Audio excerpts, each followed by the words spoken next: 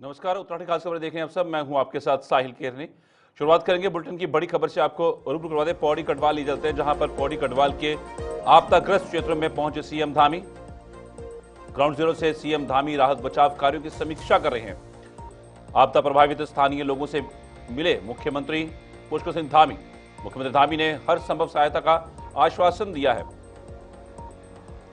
पौड़ी गढ़वाल के आपदाग्रस्त क्षेत्रों में पहुंचे हैं पुष्कर सिंह धामी। मुख्यमंत्री उत्तराखंड के और ग्राउंड जीरो से सीएम धामी राहत और बचाव कार्यों की समीक्षा कर रहे हैं और आपदा प्रभावित स्थानीय लोगों से मुख्यमंत्री धामी ने मुलाकात भी की है। साफ तस्वीरें आप देख रहे हैं, जिस तरह से आपदा प्रभावित लोगों से वहां पर पुष्कर सिंह धामी मुलाकात करते हुए नजर आ रहे हैं। और पौड़ी गढ़वाल के आपदाग्रस्त क्षेत्रों से खुद ग्राउंड जीरो पर पुष्कर सिंह धामी पहुंचे हैं और हालात का जायजा ले रहे हैं जिस तरीके से। और वहां के जो स्थानीय लोग हैं उनसे भी मुलाकात कर उनसे भी वार्तालाप जो है मुख्यमंत्री पुष्कर सिंह धामी द्वारा की गई है और हर एक संभव मदद करने का आश्वासन मुख्यमंत्री द्वारा दिया गया है। और अधिकारियों को भी सख्त दिशा निर्देश जारी किए गए हैं कि कहीं भी कोई कमी यहाँ नहीं रहनी चाहिए। हर एक संभव मदद जो है पीड़ितों की जाए। आपदाग्रस्त क्षेत्रों में जितने भी लोग बसे हैं उनकी हर मुमकिन मदद जो है वो की जानी चाहिए।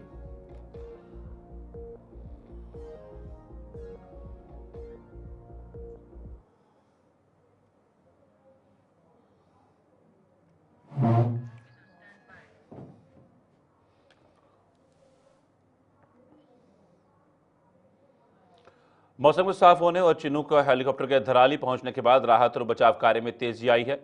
राहत बचाव दलों द्वारा अभी तक कई लोगों को रेस्क्यू कर सुरक्षित स्थान पर पहुंचाया है, जहां से उन्हें उनके गंतव्य पर भेजने की तैयारी की जा रही है। हर्षिल से 35 लोगों को चिनूक हेलीकॉप्टर के जरिए जॉलीग्रांट एयरपोर्ट पहुंचाया गया। सचिव आपदा प्रबंधन द्वारा बताया गया है कि अब तक 274 लोगों को गंगोत्री एवं अन्य क्षेत्रों से हर्षिल लाया गया है। उन्होंने कहा कि ये सभी लोग पूरी तरह से सुरक्षित हैं। 135 लोगों को सुरक्षित रूप से हर्षिल से बाहर निकाला गया, जिसमें से 100 लोगों को उत्तरकाशी पहुंचाया गया है, जबकि 35 लोगों को देहरादून सुरक्षित लाया गया। कितने पर्यटकों को रेस्क्यू किया गया है? गुजरात के 131 पर्यटकों को रेस्क्यू किया गया। महाराष्ट्र के 123 पर्यटकों को रेस्क्यू किया गया। मध्य प्रदेश के 21 पर्यटकों को रेस्क्यू किया गया। वहीं उत्तर प्रदेश की बात करें तो उत्तर प्रदेश के 12 पर्यटकों को रेस्क्यू किया गया है और राजस्थान के 6 पर्यटकों को रेस्क्यू किया गया। दिल्ली के 7 पर्यटकों को रेस्क्यू किया गया। असम के 5 पर्यटकों को रेस्क्यू किया गया। वहीं कर्नाटक के भी 5 पर्यटकों को रेस्क्यू किया गया। तेलंगाना के 3 पर्यटकों को रेस्क्यू किया गया। पंजाब के 1 पर्यटक को रेस्क्यू किया गया है।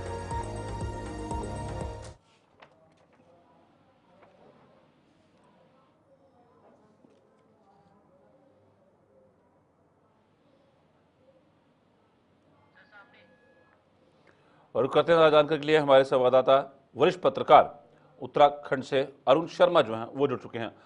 बताइएगा अरुण शर्मा, वहाँ पे ताज़ा स्थिति अभी क्या बनी हुई है? अभी भी जिस तरह से वहाँ पे राहत बचाव कार्य चल रहा है, रेस्क्यू ऑपरेशन चलाए जा रहे हैं, तो कितने लोगों को अभी तक कुल मिलाकर रेस्क्यू कर लिया गया है और हालात की स्थिति वहाँ पर क्या है?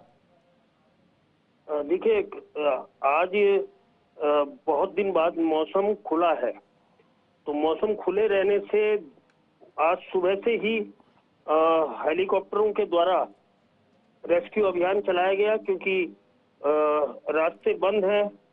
पैदल रास्तों से या सड़क मार्ग से वहां पहुंचना संभव नहीं है, तो इसलिए हेलीकॉप्टर से लोगों को निकाला गया।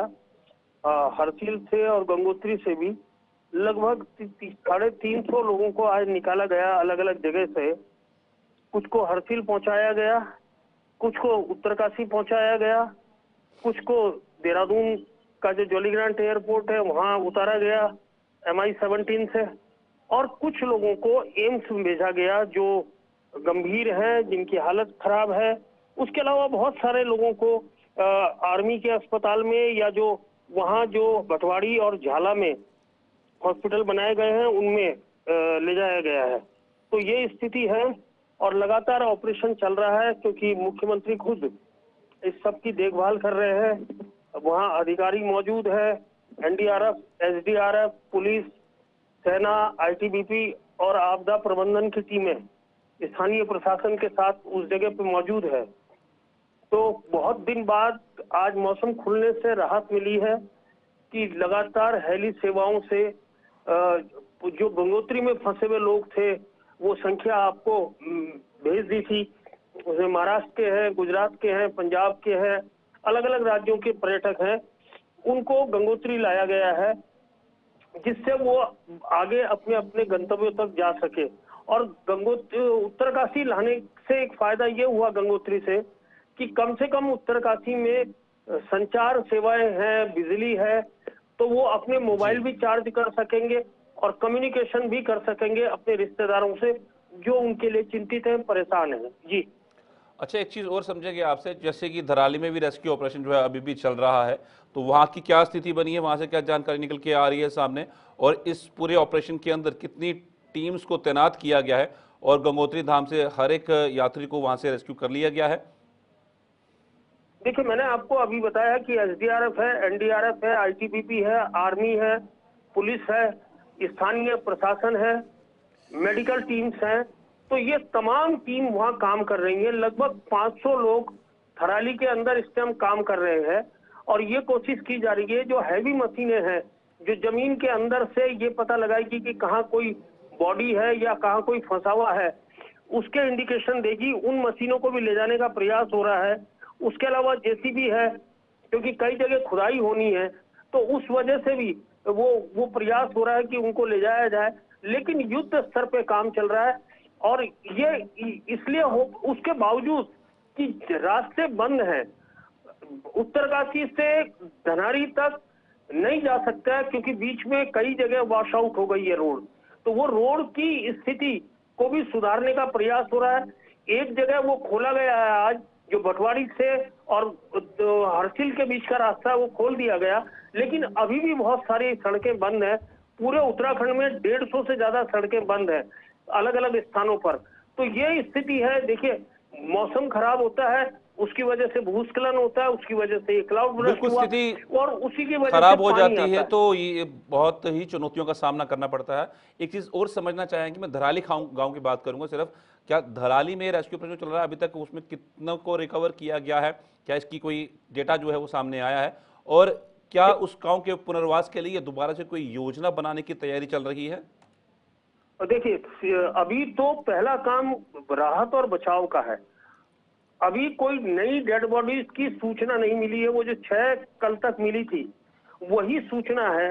तो उसके अलावा अभी इसके अलावा सूचना नहीं है, क्योंकि वहाँ डॉग स्क्वाड भी पहुंच गया है, खोजी कुत्ते पहुंच गए हैं जो सूंघ कर पता लगाएंगे कि कहाँ किसी जानवर के या आदमी का दबा हुआ है उस मलबे के अंदर। तो वो भी वहाँ काम चल रहा है। लेकिन अभी क्योंकि पहला काम बचाव और राहत का है, अभी पुनर्वास जैसी बात सामने नहीं आई है, क्योंकि पहला काम राहत देने का होता है, बचाने का होता है। उसके बाद जब ये ऑपरेशन निबट जाएगा उसके बाद कहीं ना कहीं पुनर्वास की बात आएगी। अच्छा, इन लोगों को रेस्क्यू करके कहाँ पे ले जाया जा रहा है? क्या इनके लिए व्यवस्थाएं जो है वो नजदीक में की गई हैं या?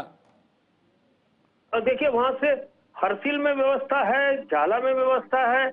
उसके अलावा जो वहां से एयरलिफ्ट किया जा रहा है, लोगों को उत्तरकाशी के लिए किया जा रहा है, और कुछ लोगों को 35 लोगों को जॉलीग्रांट एयरपोर्ट देहरादून में लाया गया MI-17 से। कुछ लोगों को हेलीकॉप्टर से एम्स ले जाया गया। तो ये अलग अलग जगह व्यवस्था है, अलग अलग जो हालत के हिसाब से उनको रेस्क्यू किया जा रहा है। अच्छा, एक चीज और समझेंगे आपसे कि जिनको रेस्क्यू किया गया है तो उन लोगों की स्थिति क्या बनी हुई है जो इंजर्ड हैं, क्या उसके बारे में कोई संपूर्ण जानकारी सामने आई? देखिए, एम्स में जो भर्ती लोग हैं उनका उपचार चल रहा है। बहुत ज्यादा गंभीर स्थिति किसी की सामने नहीं आई है, लेकिन चोट बहुत लगी हुई है, तो वो उनका उपचार चल रहा है एम्स में।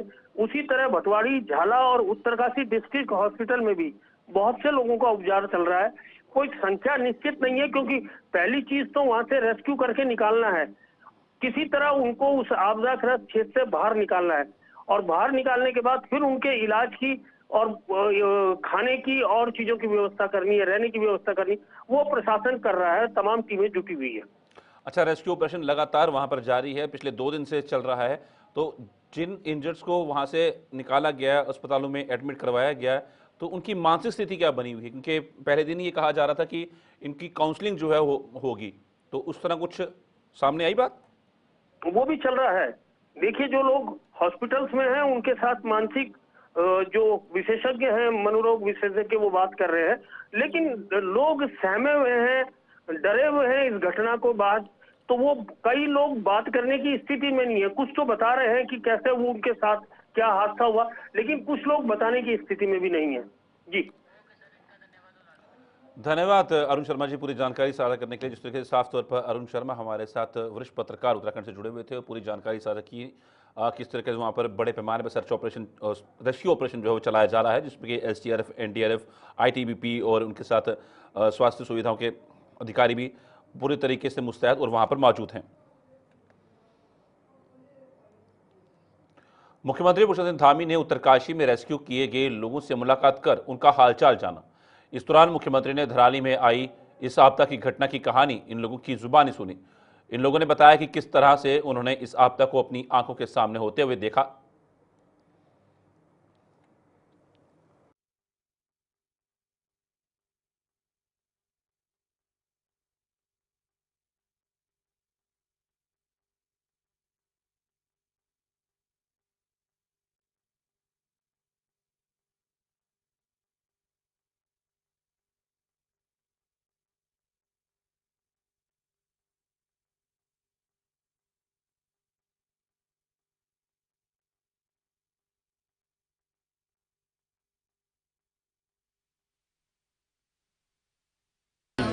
मैं महाराष्ट्र से हूँ। मैं देहरादून में जॉब करती हूँ और हम यहाँ गंगोत्री घूमने के लिए आए।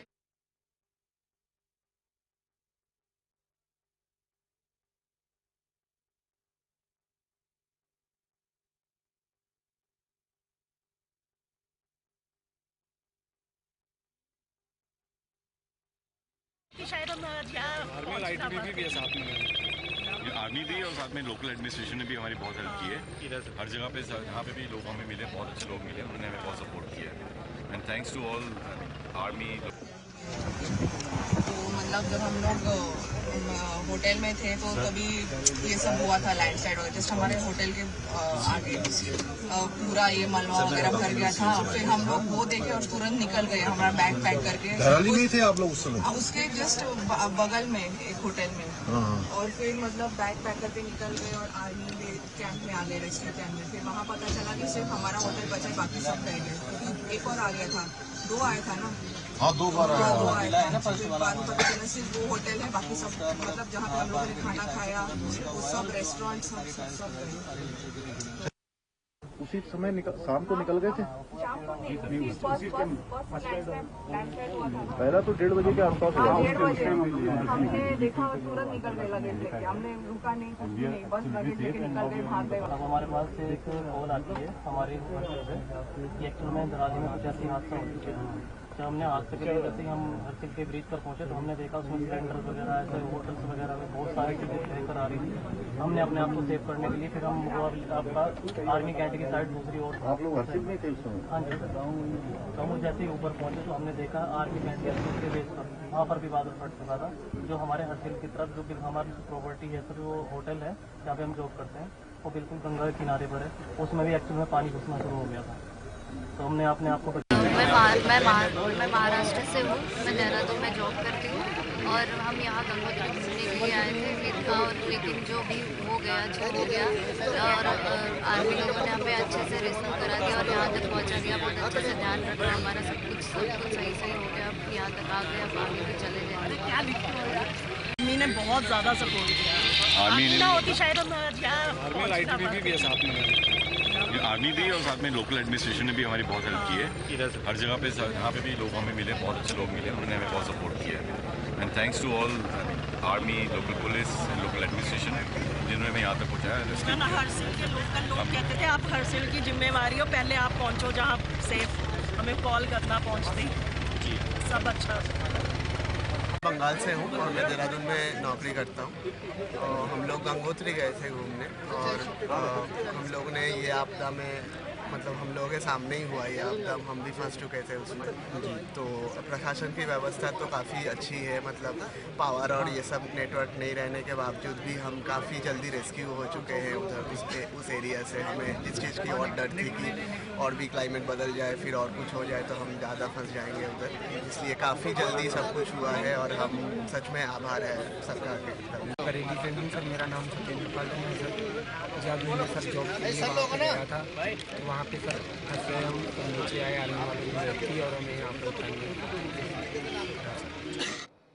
उत्तरकाशी आपदा के बाद रेस्क्यू ऑपरेशन लगातार जारी है। रेस्क्यू ऑपरेशन में बाहर निकल गए घायलों को इलाज के लिए अस्पतालों में भर्ती कराया गया है। प्रदेश के स्वास्थ्य सचिव डॉक्टर आर राजेश कुमार ने बताया कि अभी तक घायलों को अस्पताल में भर्ती कराया गया है। 8 घायल उत्तरकाशी में भर्ती हैं।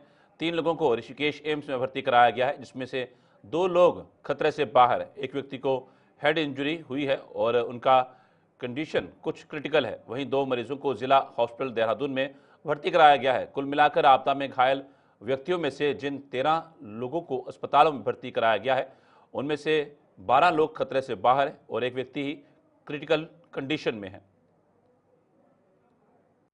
देखिए, अभी तक 13 पेशेंट्स की सूचना है और इसमें 8 पेशेंट्स अभी डिस्ट्रिक्ट हॉस्पिटल उत्तरकाशी में भर्ती हैं और उनकी स्थिति सामान्य है और वो आउट ऑफ डेंजर हैं।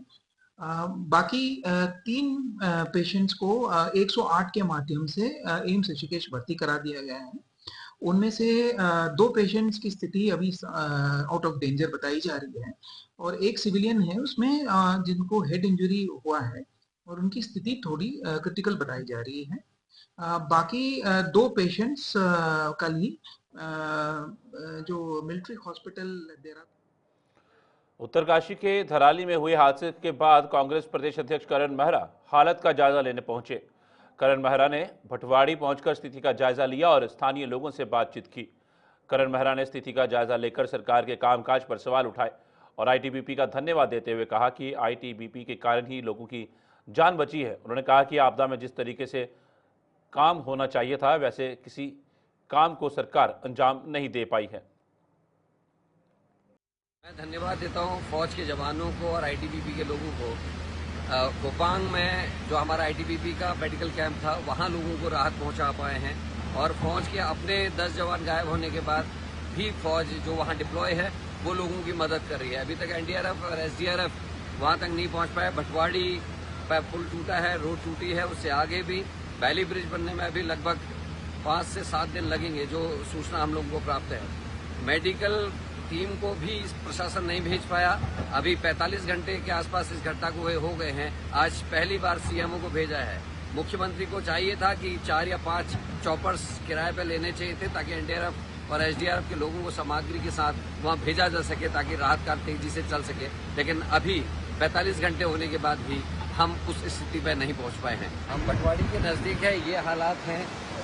इस तरीके से सब टूटा और इस समय ऊपर से चट्टानें आ रही हैं और लगातार जेसीबी काम कर रही है। 3 दिन बाद आज पहली पोकलैंड पहुंची है और बीजेपी की आईटी सेल ने पहले चिन्कू वहां दिखा दिया था, जबकि अभी तक नहीं आया। MI-17 और चिन्कू की मांग होनी चाहिए ताकि एनडीआरएफ और एसडीआरएफ के लोग वहां तक पहुंच सके। मैं आईटीबीपी के जवानों को, फौज के जवानों को बधाई देता हूं, धन्यवाद देता हूं, सैल्यूट करता हूं कि ऐसी परिस्थितियों में जो कैंप में वहाँ हैं उनके अपने साथी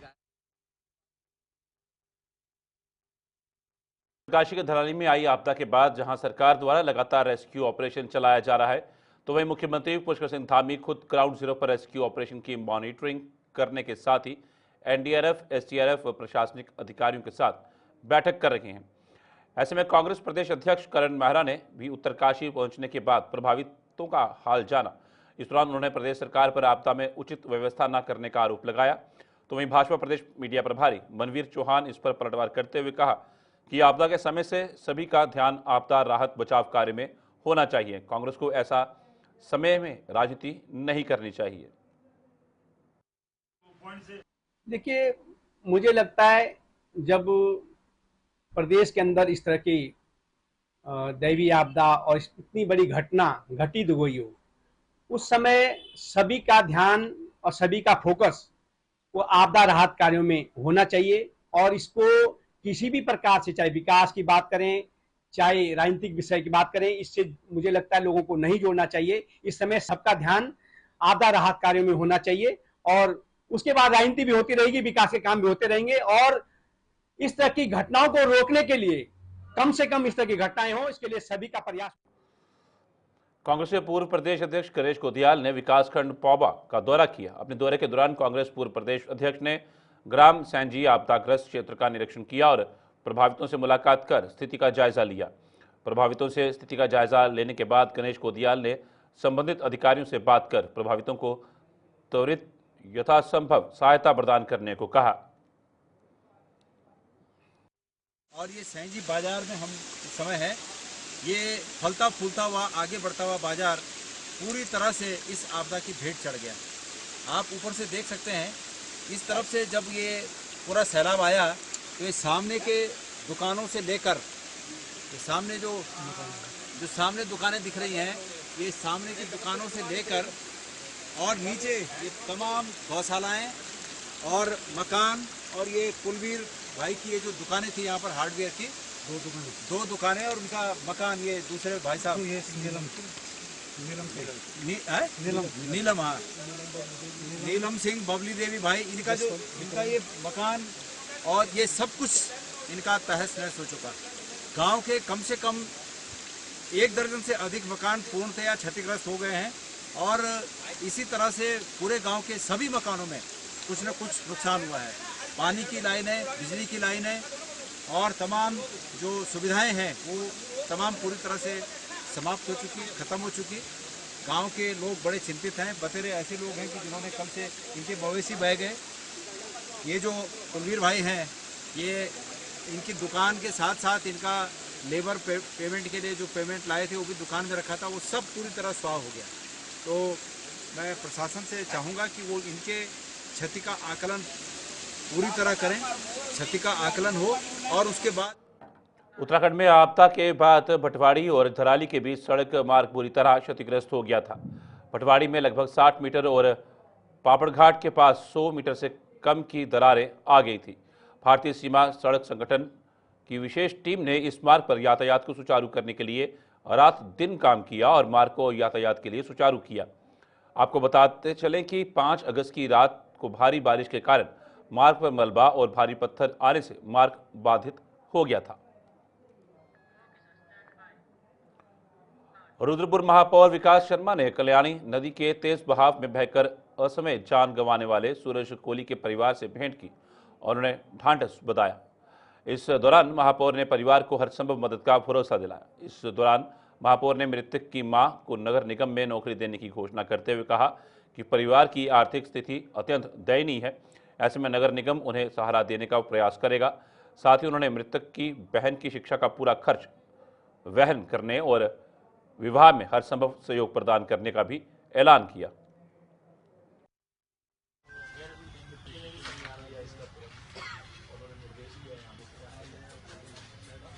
बहुत ही हृदयविदारक घटना हुई है और बच्चा का पैर फिसलने से वो पानी में डूब गया था और कल ही हमारी SDRF की टीमें, पूरा प्रशासन यहाँ लग गया था और लगातार हमारे पार्षद चंदा जी हमारे संपर्क में थे, इनसे बात भी हो रही थी और सुबह भी हमने पुलिस को भेजा यहाँ पर इनका पंचनामा भरने के लिए।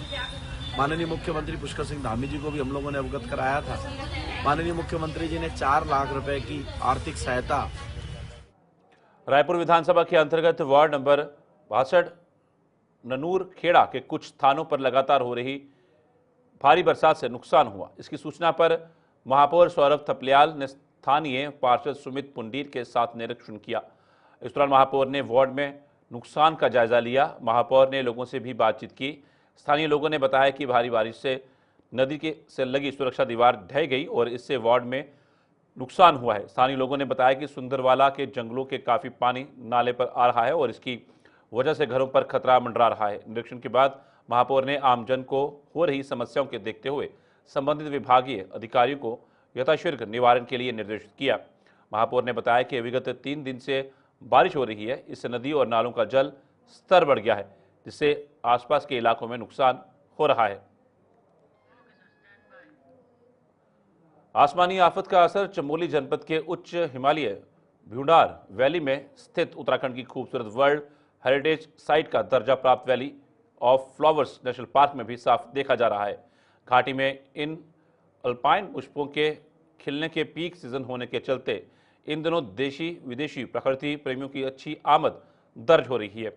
इस बीच वैली की सैर करने गए करीब 150 पर्यटकों की वापसी के दौरान पार्क के प्रवेश द्वार से कुछ ही दूर पर बहने वाले खूसा नाले के तेज उफान ने उन्हें रोक दिया।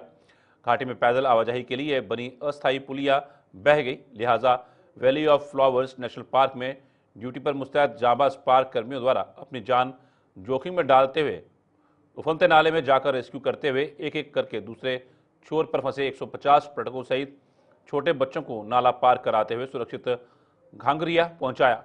पार्क कर्मियों के इस बेहतर कार्य को देखकर पार्क ऑफिशियल सहित पार्क की रेंज ऑफिसर चेतना कांडपाल और डीएफओ नंदा देवी राष्ट्रीय पार्क ने भी रेस्क्यू में शामिल सभी पार्क कर्मियों की हौसला अफजाई की।